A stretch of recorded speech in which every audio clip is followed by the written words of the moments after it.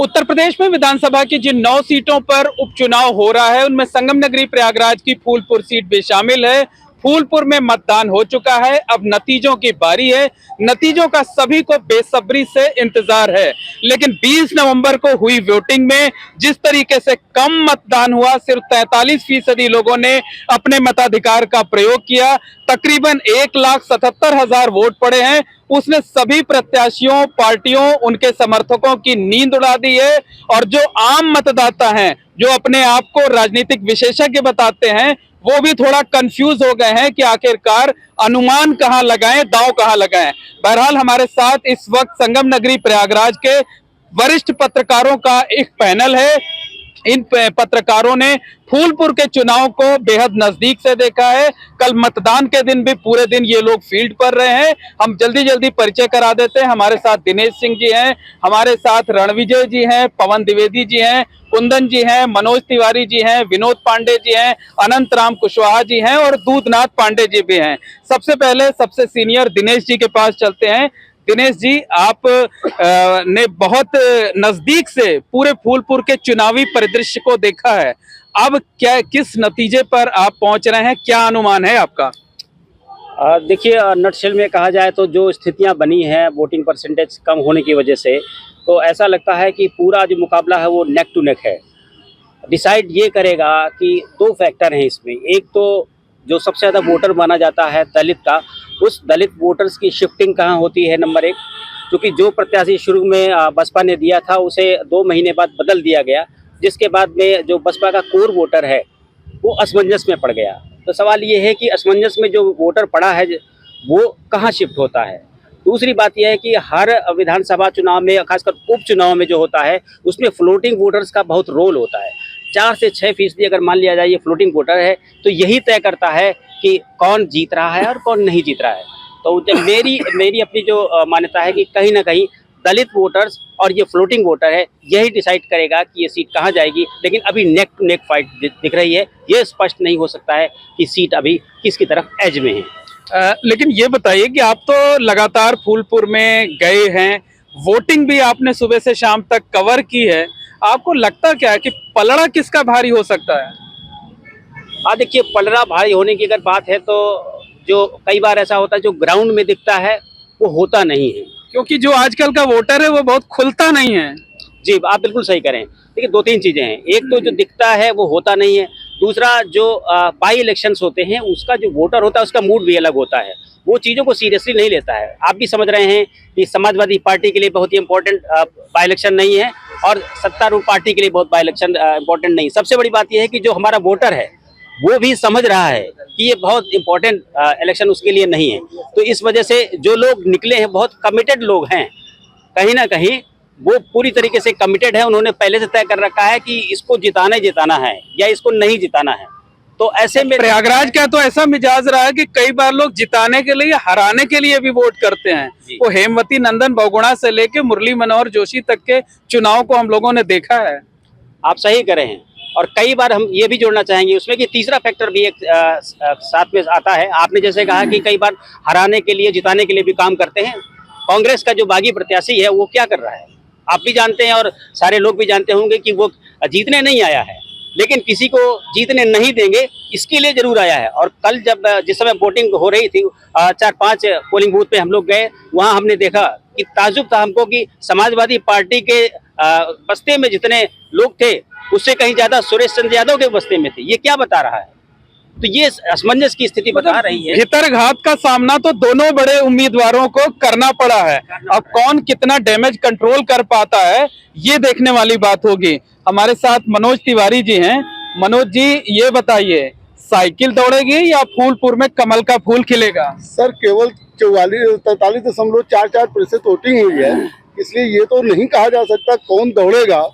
लेकिन मैंने जितना जो है देखा, जैसा कि अभी दिनेश जी बता रहे थे कि वोटर फिक्स था किसको देना है, फ्लोटिंग वोट निकला नहीं। जो फिक्स थे वही लोग निकले हैं। मैं बताऊं कि जैसे जहां भारतीय जनता पार्टी ज़्यादा अपने को बढ़त लेती थी, जिसमें कतवारूपुर है, लीलापुर है, सुदनीपुर है, जैदपुर है और क्या कहते हैं कटरा है, कोटवा है, ककरा है, इन सब इलाकों में भी जो है वोटिंग कम हुई है।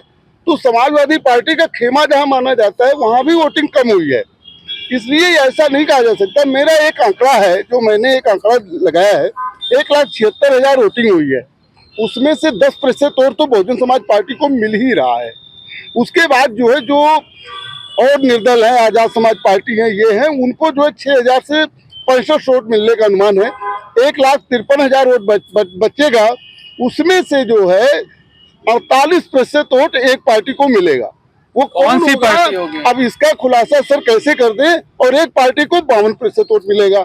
मेरा जो आंकड़ा है, जो मैंने गणित लगाई है, 73,000 से 73,700 यानी कि लगभग 74,000 वोट जो है वो एक पार्टी पाएगी, और 80,000 वोट एक पार्टी पाएगी। कौन सी होगी? तो सर अब कैसे खुलासा कर दूं, लेकिन जहां आप तक अब सवाल है, वोट नहीं, अब जो ठीक है अब मतदान हो ठीक है, चुका है, मैं बता देता हूं। अब कोई बदलाव नहीं होना है, इसलिए बता सकते हैं। झूठा हो रहा है। नहीं, एग्जिट पोल नहीं, एग्जिट पोल झूठा होने की बात नहीं है, अब तो वोट पड़ चुके हैं ना। परंपरागत वोट जो है, जो समाजवादी पार्टी के परंपरागत वोट है, जो भारतीय जनता पार्टी के परंपरागत वोट है, वो तुमको मिले। लेकिन कितने प्रतिशत मिले? सबसे बड़ा सवाल ये है कि जो परंपरागत वोट है वो कितने प्रतिशत मतदान उन्होंने किया? देखिए, परंपरागत वोट ने जो प्रतिशत मतदान नहीं किया, कम किया है, ये मैं मान रहा हूँ। लेकिन भाजपा के साथ गैर यादव बैकवर्ड जो है, जो गैर यादव बैकवर्ड है, उनकी संख्या भाजपा में वोट देने की प्रतिशत ज्यादा रही है, जितना भी उन्होंने दिया है। अगर 50,000 ठीक है, और भी लोग हैं, उनसे भी बात कर लेते हैं। रणविजय जी हैं। रणविजय जी, आप तो बहुत अनुभवी पत्रकार हैं, और क्या देखा आपने फूलपुर में? क्या समझ आ रहा है, क्या अनुमान लगा रहे हैं अब? मोहन भाई, आपने शुरुआत में ही एक बात कह दी कि कम वोटिंग हुई, तो कम वोटिंग ने कई गणितों को गड़बड़ा दिया है। और शुरुआत में जो समाजवादी पार्टी ने प्रत्याशी दिया, तो 2 कदम वो पीछे वहीं पर हो गई, क्योंकि एक कमजोर प्रत्याशी दिया, और सपा के लोग नेता भी ये मानते हैं कि उन्होंने कहा कि भाई आप कमजोर कैसे कह सकते हैं? जो आदमी 3 बार विधायक रहा हो, जो आदमी विधानसभा का 2 चुनाव हारा हो, उसको कम से कम कमजोर प्रत्याशी तो नहीं कहा जा सकता। आपके तर्क अपने हैं, मेरे अपने हैं। हाँ, नहीं बिल्कुल, आपसे मैं सवाल कर रहा हूँ जी। कमजोर मैं इसलिए कह रहा हूँ कि जो सपा का प्रत्याशी है, आज की तारीख में है, पार्टी के लोगों ने भी यह मानकर उनको प्रत्याशी बनाया कि यह इनका अंतिम चुनाव है।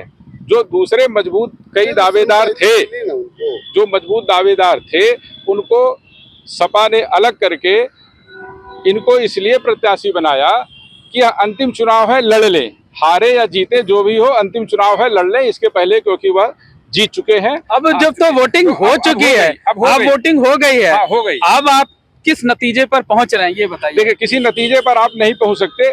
मुकाबला कांटे का है, और कांटे का इसलिए है कि दोनों पक्षों की ओर अपने अपने वोट बैंक हैं।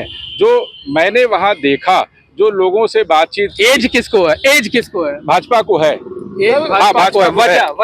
वजह इसकी ये है कि समाजवादी पार्टी के पक्ष में एक वोट तो कमिटेड है, जो प्रत्याशी की अपनी बिरादरी का मुस्लिम है, वो कमिटेड है, उसमें 1 भी % का कोई भी डेंट नहीं है। लेकिन गांव-गांव जब आप जाएंगे, देखेंगे, तो वहाँ जो आपस की लड़ाइयाँ हैं वो यादव और मुस्लिम की हैं। गाँव में दोनों की आबादी अच्छी है और दोनों लड़ाके हैं। आपका कहना है कि धार्मिक आधार पर ध्रुवीकरण हुआ है, उस ध्रुवीकरण का फायदा बीजेपी को मिलेगा? नहीं, आप गलत कह रहे हैं। धार्मिक आधार पर कोई ध्रुवीकरण नहीं है। मैं जातीय आधार पे कह रहा हूँ।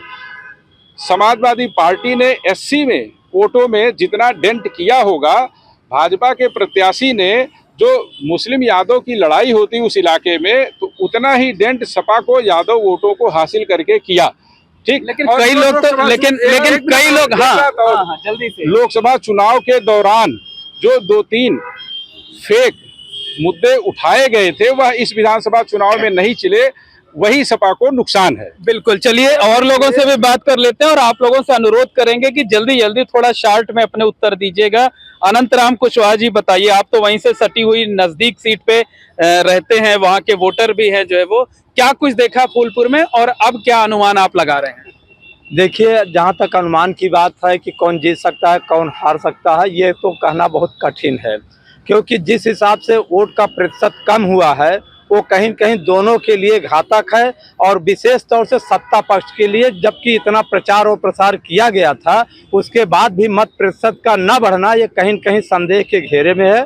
और जहाँ ये रही कि वोटों का ध्रुवीकरण या जातीय समीकरण, तो वो जातीय समीकरण इस उपचुनाव में सब फेल रहे, क्योंकि ये इसको अगर माना जाए तो ये 9 सीटों पर जो उपचुनाव हो रहा है, इससे सरकार के बनने बिगड़ने या किसी के आने जाने से कोई मतलब नहीं है, बल्कि इस चुनाव को लोगों ने स्थानीय मुद्दे पर और स्थानीय लेकर के लड़ा है। वहाँ अरे आपने कल पूरे दिन जो है फूलपुर में आप रहे, क्या जो कुछ आपने देखा उसके आधार पे अब अनुमान बताइए। अब कोई फर्क भी नहीं पड़ना है क्योंकि वोटिंग हो चुकी है। नहीं, अनुमान जो है वो सही है कि वोटिंग हो चुकी है, लेकिन अलग अलग गांव में अलग अलग जगहों पर जाने के बाद जिनके द्वारा ये जाना जाता था कि इनका झुकाव कहीं और है, वो मौके पर कहीं और निकला, दूसरे का कहीं और निकला। कुछ लोग एक दूसरे को हराने के लिए, जिन्ना की जिताने के लिए, किसी ने वोटिंग नहीं किया तो किसी ने दूसरे के पक्ष में वोटिंग किया। तो इन तमाम सारी स्थितियों को देखते हुए ये स्पष्ट तौर से नहीं कहा जा सकता कि कौन जीत हार सकता है, लेकिन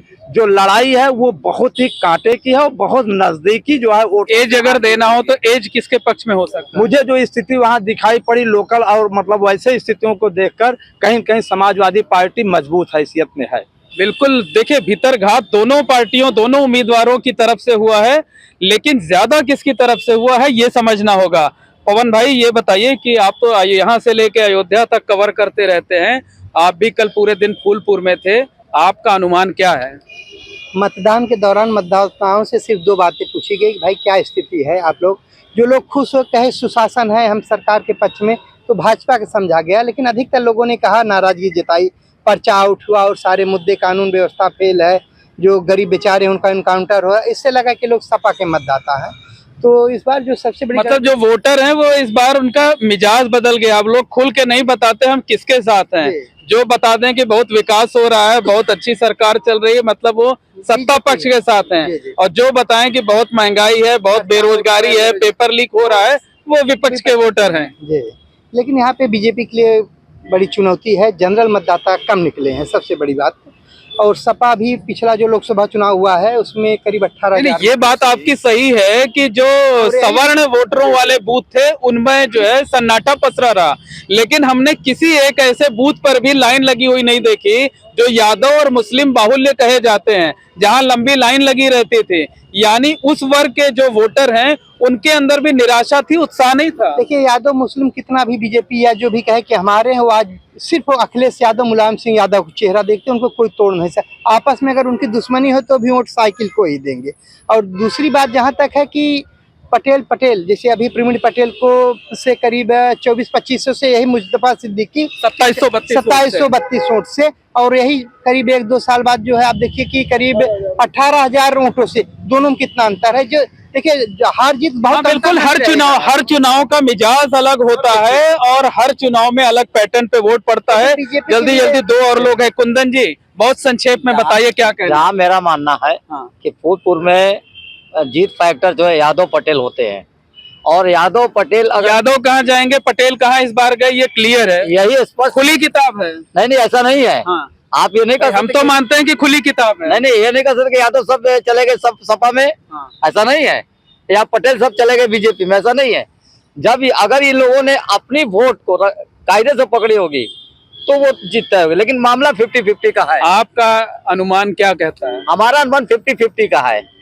50 से थोड़ा आगे? नहीं, कोई कंफर्म नहीं, क्योंकि 50 ये जो है अपनी वोटों को बचा लेंगे तो जीत जाएंगे। हमें तो लग रहा है आप अपना वो बचा रहे हैं कि कहीं बाद में शर्मिंदगी ना झेलनी पड़े। दूधनाथ जी हैं, दूधनाथ जी अनुभव के आधार पे बताइए कौन जीतेगा? भाई इस बार देखिए चुनाव तो बहुत कॉन्टेस्ट में रहा है, लेकिन केवल इतना अंतिम में आप एकदम 60 में कह रहे हैं, तो मैं आपको बता रहा हूं कि जितना वोट कांग्रेस के बागी कैंडिडेट ने प्राप्त किया है उतने से ही सपा चुनाव हार सकती है। उतने से ही हार सकती है, बड़ी एक बात कही है। बस 2 लाइन की प्रतिक्रिया लेना चाहेंगे कि क्या कहना नतीजों को लेकर, आप किस नतीजे पर पहुंच रहे हैं, सिर्फ 2 लाइन में बताइए। मेरे हिसाब से भाजपा एज पर है, बढ़त पर है, क्योंकि समाजवादी पार्टी का जो कोर वोटर था वो भी नाराज था, यहाँ तक कि जो मुस्लिम वोटर था जो मुस्तफा सिद्दीकी से इत्तेफाक नहीं रखता था वो भी नहीं निकला, और जो वोटर नहीं निकला है उसे ये नहीं कह सकते कि वो फॉरवर्ड ग्रुप का वोटर था या भाजपा का वोटर था। उसमें बहुत सारा वोटर ऐसा भी है जो समाजवादी पार्टी का था, इसलिए बिल्कुल किसी भी बूथ पर मुस्लिम और यादव बूथ पर भी लाइन लगी हुई नहीं। सिर्फ 2 लाइन में बताइए कि अनुभव के आधार पे क्या अनुमान आप लगा रहे हैं? सर मैं यही अनुमान लगा रहा हूँ कि पारसी समाज का वोट बहुत सपा में गया हुआ है, यही एक खतरे की घंटी है।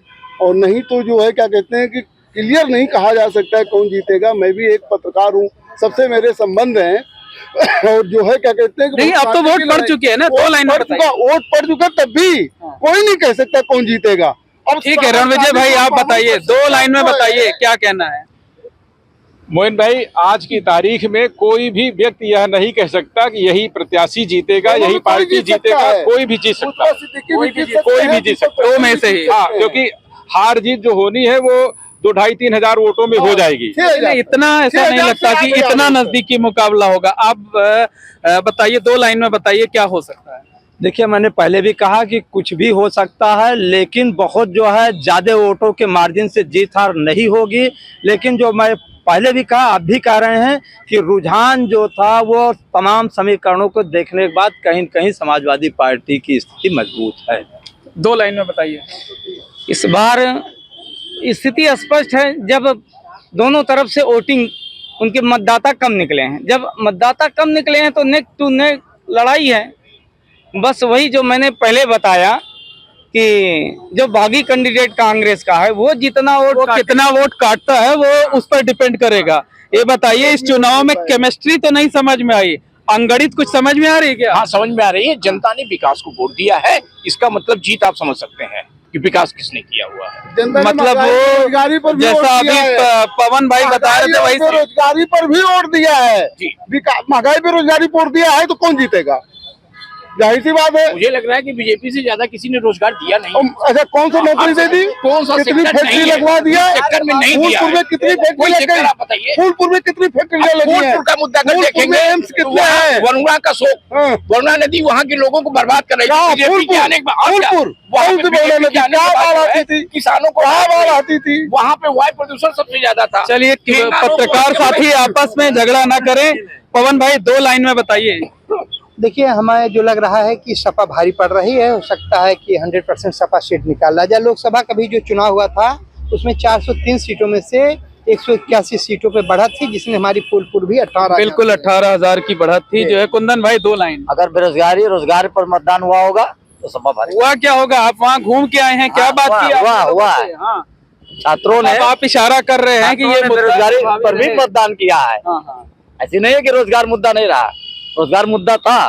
अगर उस पर कायदे से मतदान हुआ होगा तो सपा भारी पड़ेगी। निश्चित तौर पर कहा जा सकता है कि फूलपुर में जो वोटिंग का पैटर्न रहा है वो लोगों को बहुत समझ में नहीं आ रहा है।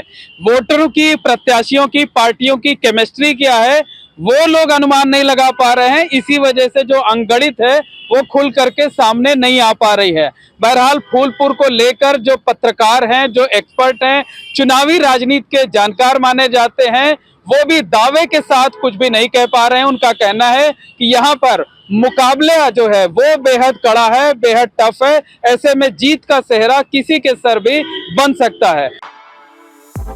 For exclusive and insightful videos, subscribe to our new channel ABP Live Premium.